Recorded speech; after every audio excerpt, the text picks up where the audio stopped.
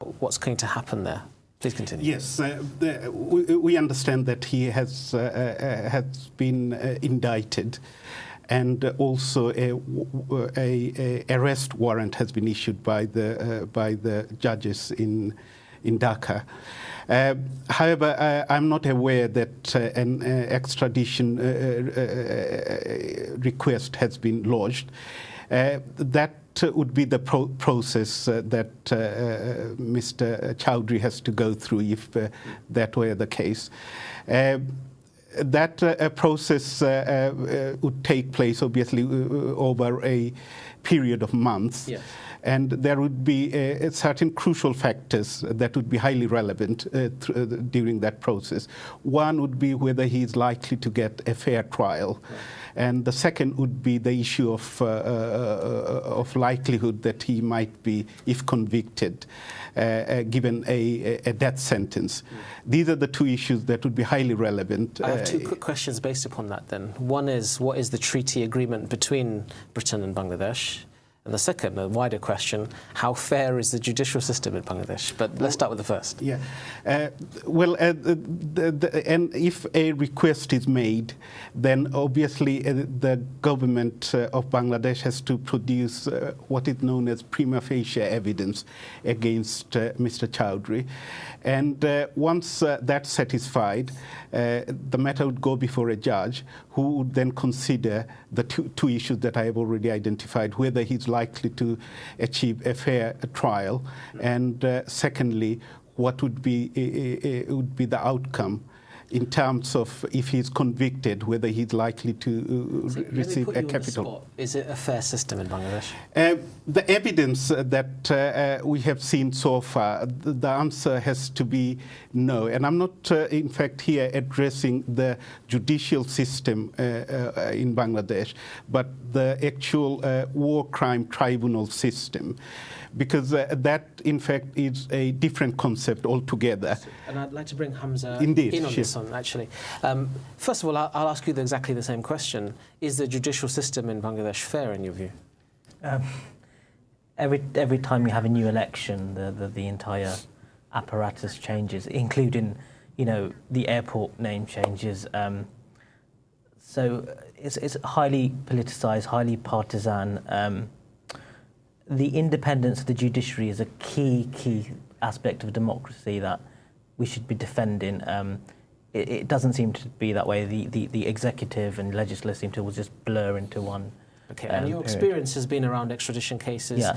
And there's been accusations of interference in the process, political interference in the process, not just on this issue, but in other issues across all of the extraditions that have taken place.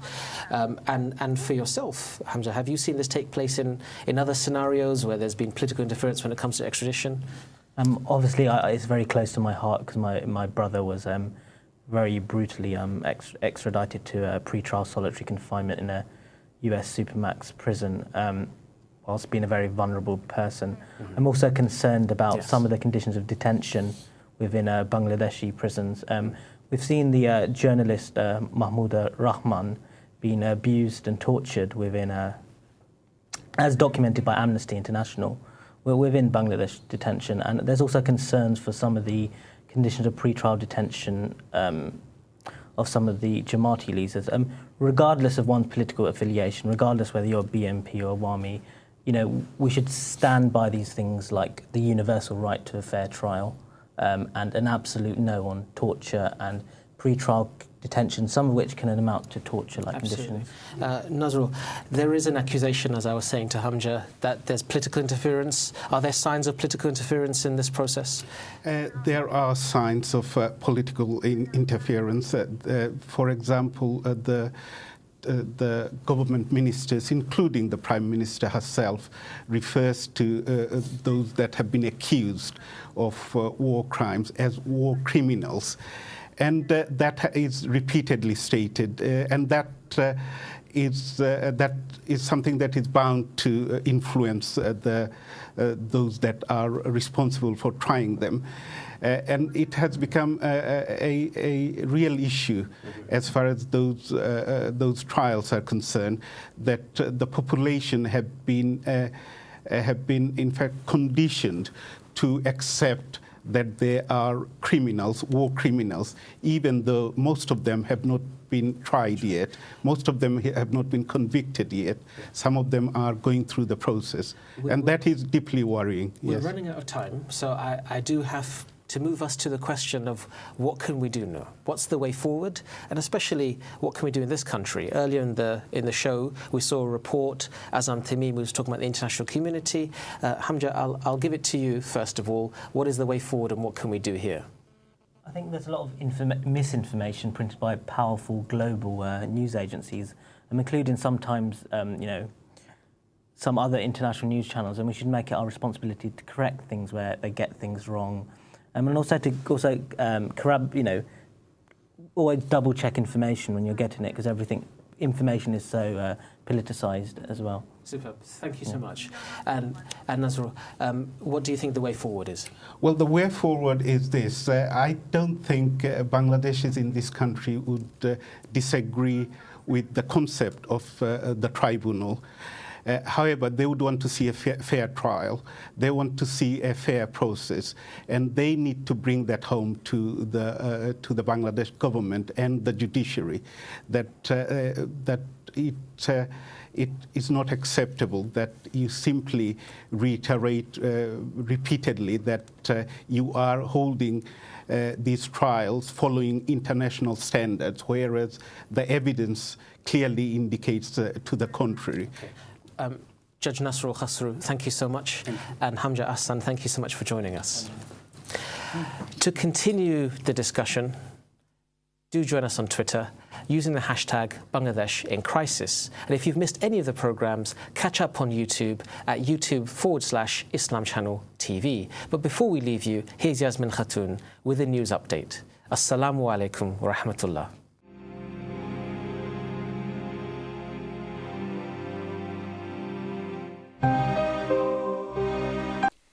Yesterday, Muhammad Kamaruzzaman, the Assistant Secretary-General of Bangladesh Jamaat-e-Islam, was convicted of crimes against humanity in 1971.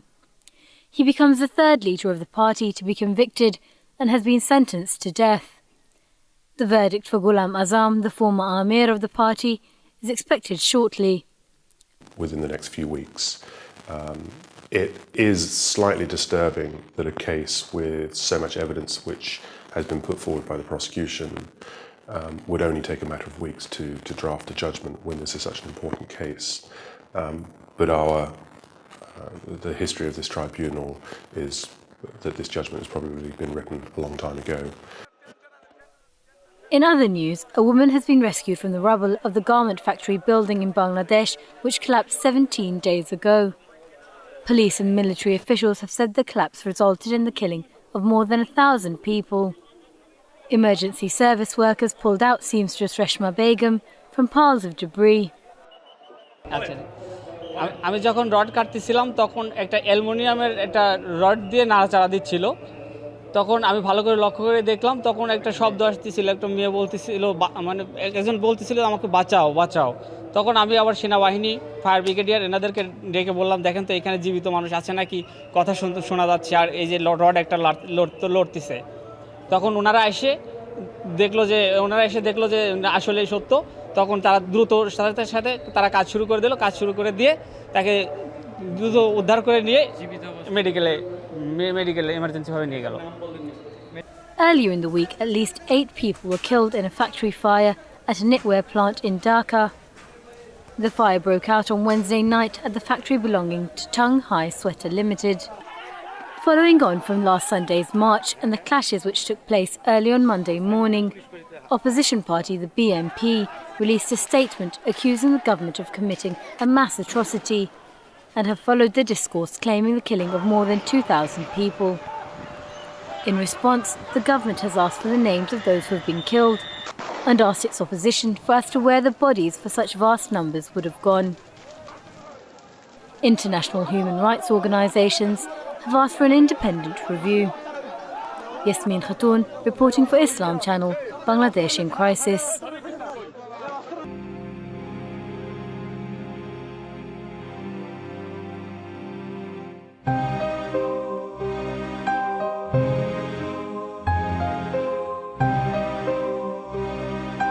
News.